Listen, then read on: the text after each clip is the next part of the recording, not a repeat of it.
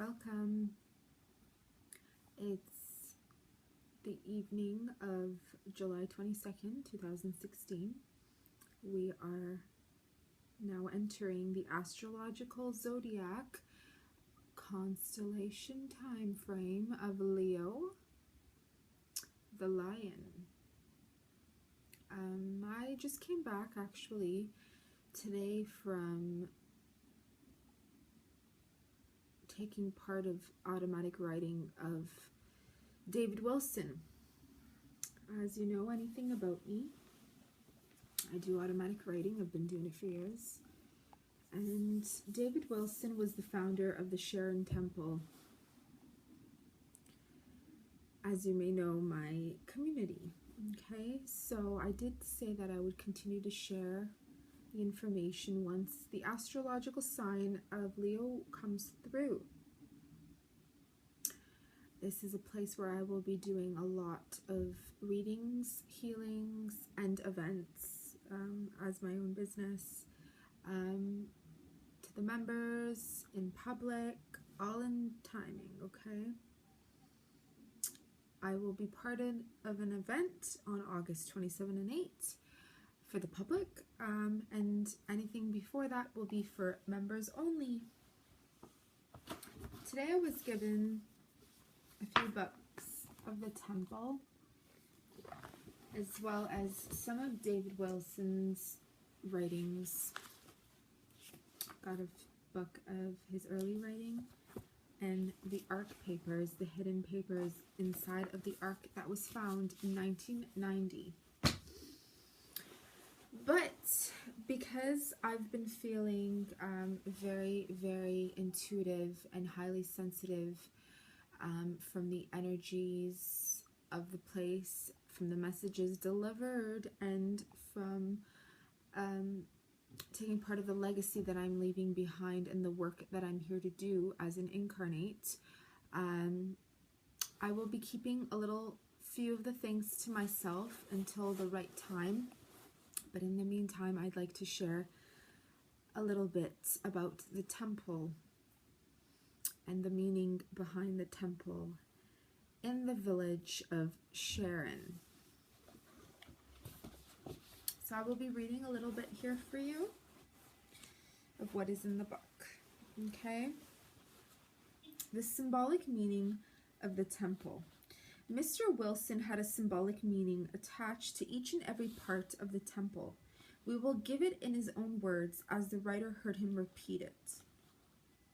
My meaning for the 3 stories is to represent the Trinity.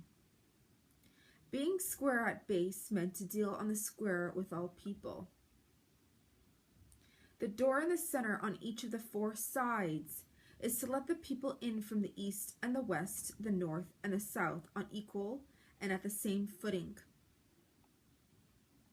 The equal number of windows on each side of every door is to let the light of the gospel be equally the same on all the people herein assembled. The 4 pillars at each corner of the altar, with the words faith, hope, love, and charity. Inscribed on them is the 4 cardinal virtues, which are the foundation, or in other words, the principles on which it is built. The golden ball on the top story with the word peace inscribed meant peace to the world. On the evening of the first Friday in each September, the temple was illuminated for the divine worship and presented a very beautiful appearance when lighted, there being 2,952 panes of glass in the windows and spires. The illumination of the building was intended to represent Christianity enlightening the darkened understanding of the mind. The following day, the feast of the first fruits was celebrated, and another service in the temple, followed by a dinner provided in the meeting house. During the afternoon, the band rendered a number of selections on the green in front of the meeting house, or in other words, an open-air concert. The members also held a feast the first Saturday in June, at first in honor of David Wilson's birthday, afterwards instituted as the Passover. The building was intended to be used 15 times during the year, never at any time for Sunday worship. Service on the last Saturday of each month when the members made a contribution for charitable purposes. It has generally been supposed that this occupied 7 years in building. After King Solomon's temple, but such was not the case, as it was begun in 1825, and the first service was held in it October 29, 1831, making the period of erection 6 years. It was painted white with green facings. At the time, and during the erection of the temple, it was proposed to erect what is known as the study, which was erected in 1829. This, though of small dimensions, is one to excite interest from an architectural point of view. Excuse my English vocabulary and reading habits. This building, like the meeting house, is surrounded by a colonnade of pillars, 10 in number, the measurement of the colonnade being 24 feet long, 16 feet 6 inch wide. The body of the building 16 feet long, 8 feet wide, and 1 story high. A door in center on east and west sides, 12 small spars on the roof, and 12 windows, 4 on each side, 2 at each end, and painted like the temple, white with green facings. This structure was finished, and the opening took place in September of the year. They had seats placed in front of the building to accommodate the large gathering of friends that availed themselves of the pleasure. The time was spent in speeches and singing and social intercourse, and all in harmony with the occasion, and so the afternoon passed away.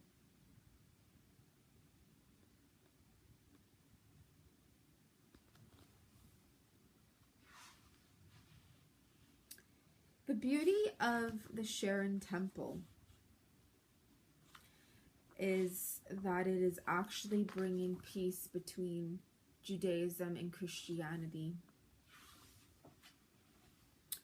And it was also believed by the teachings and the prophecies of David Willson from his own automatic writing, as he himself was a writer, was that the Messiah to come would actually be a female, and that this female Messiah would bring peace between Judaism and Christianity.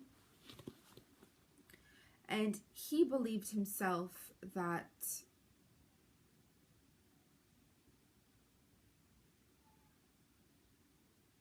God had feminine traits, and he himself believed within the hidden documents and his hidden writings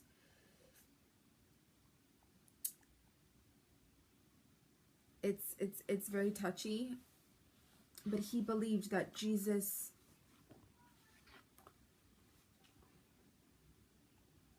the more you read about it, the more you read about his words, the more you will realize that he actually was not religious. What he was doing was fulfilling, channeling, writing a prophecy that must be fulfilled.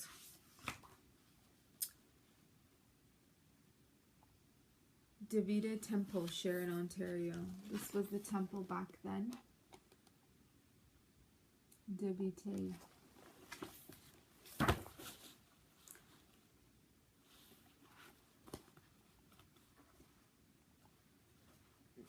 Okay, so for example, here's the temple right now. See that? See that? This is the photo. And this photo here is a painting of that female Messiah. And the two children symbolize Judaism and Christianity. And that is a form of the Trinity.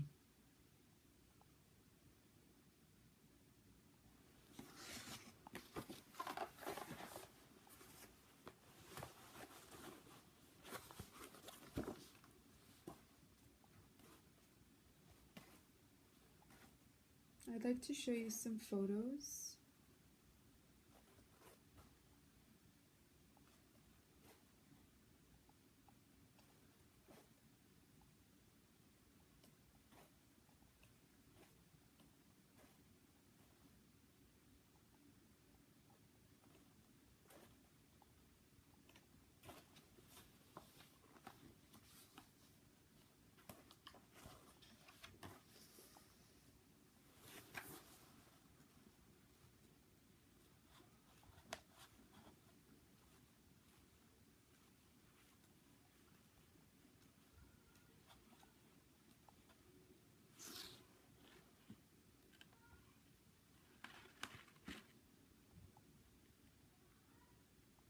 So these are just the people that were parts of the community of the Children of Peace. The temple and the community people were called the Children of Peace. These are some of the spirits, the people that were joined.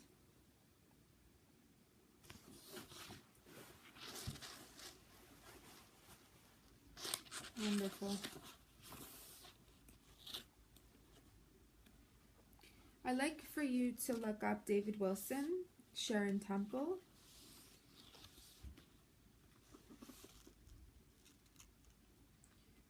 And this is the Ark, as you guys have seen through the videos that I've uploaded. And the gospel written within. And the hidden documents, his hidden writings and teachings were in the Ark.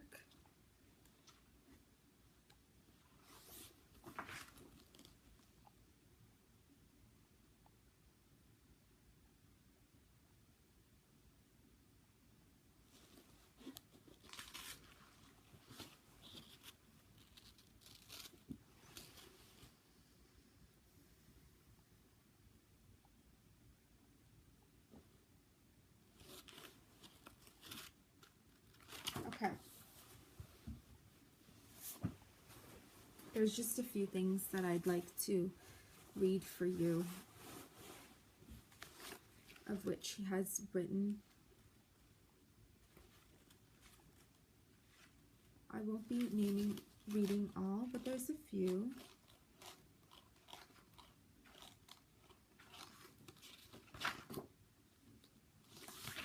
The Ark Papers, Volume 1. Your law against plundering and robbing amongst men, yet you will rob a nation both by sea and land. You build both jails and prisons for them that steal and rob, and in them punish others that will not join the mob. Your law is against murder, and death is for that crime, yet you would murder others, a nation at a time. Your law is against quarreling and fighting with the fist, yet when a man offends you, you'll whip him near to death. You pay your men for preaching, and you their fruits do bear. You rise up nation against nation, and hasten into war. Your fruits are just as follows, and that you can't deny. You cause wives to be widows, and children dear to cry. And to support your honor and lusts to satisfy, you will involve a nation, and they must fight or die. By this your law is supported. On this your honor stands, contrary to the disciples or Jesus Christ's commands.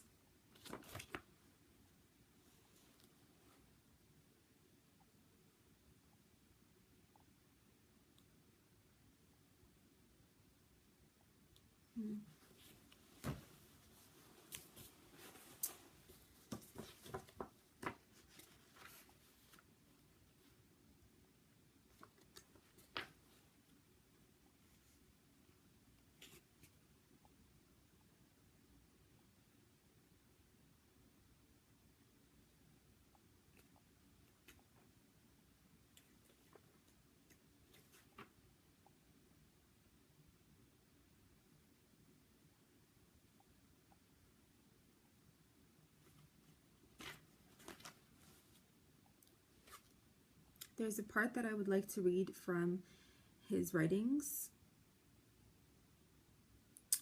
called Impressions of the Mind.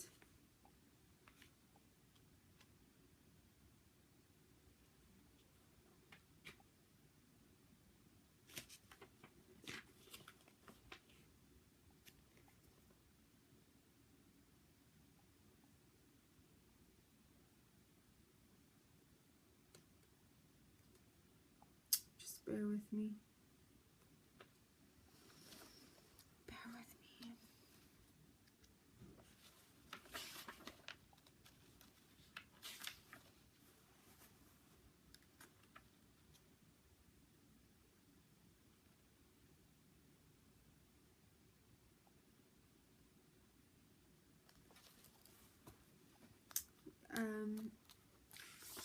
You know, I'm gonna actually read this.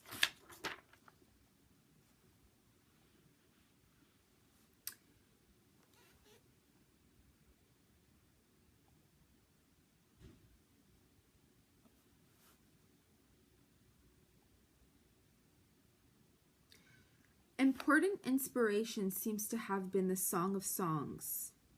You guys know the Song of Songs? King Solomon, which Willson drew on frequently, perhaps unconsciously, in his descriptions of divine women. Pay attention. The most obvious example of the influence of this book may be found in David Willson's account of his visions. In numerous passages of the Impressions of the Mind, the influence of this book also may be seen, particularly in Willson's personification of the acting principles of life. In depicting piety, for instance, Willson wrote, "Thou embracest the day and haileth life as a stranger, and biddeth the saints welcome to thy breast. Thou numerest thy rising hours, and measurest life as in a span, and knowest thou art in an uncertain dwelling, and thou art not willing to leave thy name empty as a forgotten tomb, and leave no memorial below the sun. Thy hands are spread abroad to gather in the summer fruit that the Lord had prepared for thee. Thou early gatherest the grape from the vine, and the beholdest the ripening fruit. Thou extractest the vine from the grape, and thine house is made merry with the wine of thy love." Here, as elsewhere, Willson seems to have become so caught up in the picture he was trying to create that he forgot the original subject of the writing. In fact, it is rather startling after reading something like this to remember that Willson's subject was piety. In letters to the Jews, the Old Testament books of Jeremiah and the Lamentations often seem to have inspired the tone of much of Willson's writing. This is particularly so in the following passage, where Willson cries, "Israel, arise early to weep, Judah. Behold, a lost world because of thy fathers. The iniquity of their hands is visited upon thee, and the prophet's blood is required at thy gates. Thou must mourn for all that are past. Thou art debater to God and man, and in atonement for all sin is required at thy hands."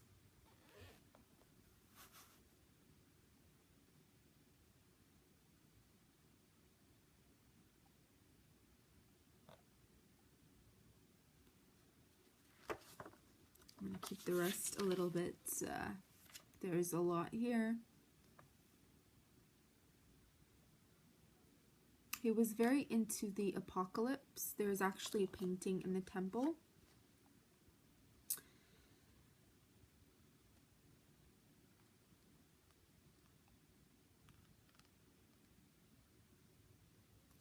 Willson's fascination with sea and water imagery may also have been associated with his early acquaintance with sea voyages and sailing ships and his shipwreck on Lake Ontario.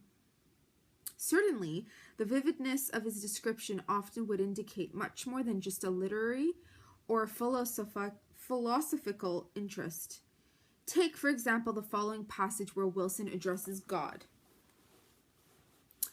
"Let the proud dragon and his tribe, with Babylon his lawful bride, stand trembling at the scene. Let men that ride the ocean wide stand trembling low and mean. Let all rich merchants of the earth offer their golden treasures forth. For mercy on that day, thy voice be heard from south to north, in anger like the troubled sea. Let angels sing their daily praise, triumphant on the minor seas, while shouts of horror roar. Do with the world just as thou please. The time of man shall be no more."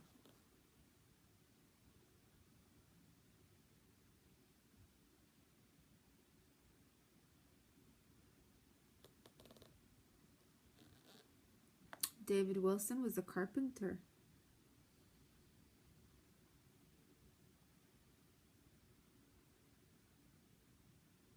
"Oh, may I see, oh, may I hear, your way prepared, your passage clear. Oh, may I see that living stone that fitted for your name alone. Oh, may I see your city rise. Oh, may I see your builders wise. Oh, may I see the building square. and all the earth assembled there. Here, David Willson obviously has the temple itself in the back of his mind, but his references to building often need not be so specific.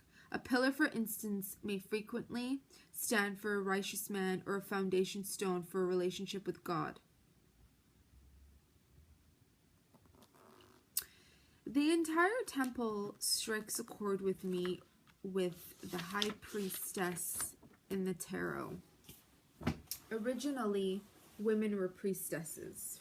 From the beginning of time, women gave birth.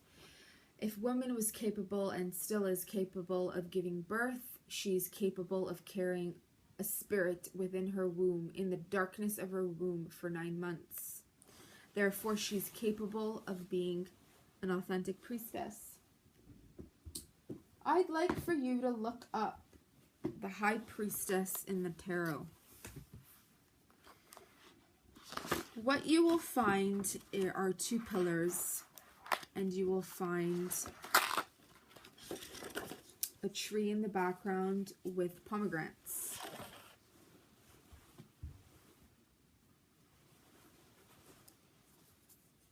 Okay, this is not the high priestess, but this is something I'd like to share with you, that it's symbolic in cultures all around the world, such as Armenia. It's the Armenian culture. See the lions with the pomegranate. You see the tree with the pomegranate and the birds.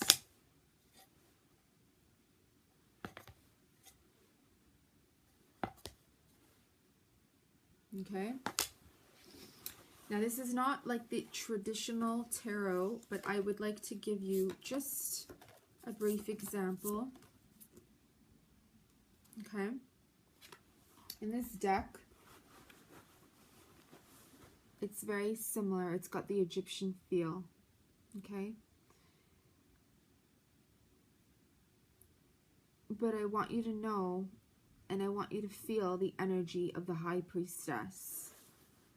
I've always said the high priestess, or Egypt, is very connected to Armenia.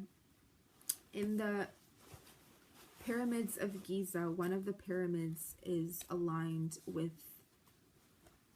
constellation of Orion. And Orion is the legendary founder of Armenia. The people of Hai, the people of Haik, the Hayasa. The Armenians have always had a link there. The Armenians have always had a link with the Africans, as well as the Israelites, as well as David, as well as Moses, as well as all of it, okay? They all created this religious doctrine, not all of them, but some of them. And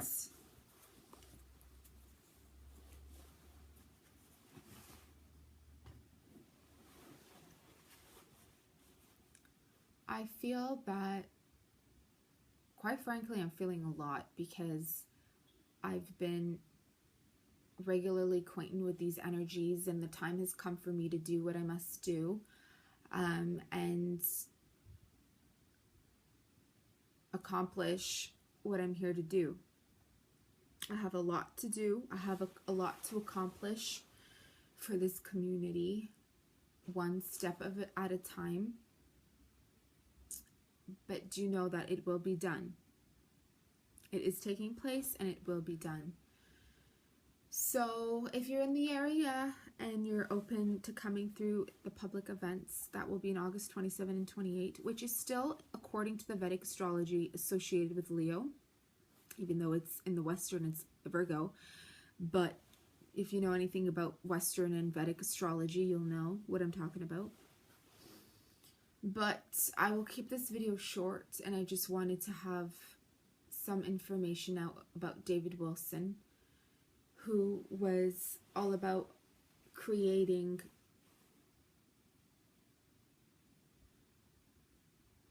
Solomon's temple. The entire temple is built like Solomon's temple. And when you walk in there, there's this big, you know what, I would love to read it to you. I'm not sure if I can see it all, so I can read it to you, but I will try. When you walk in there on the table, okay, let's try to read this, okay? This was written by David Willson, okay? In pens I write this structure, and raise to him an altar. When he comes descending in 1820, will fasten the four corners united with my brothers.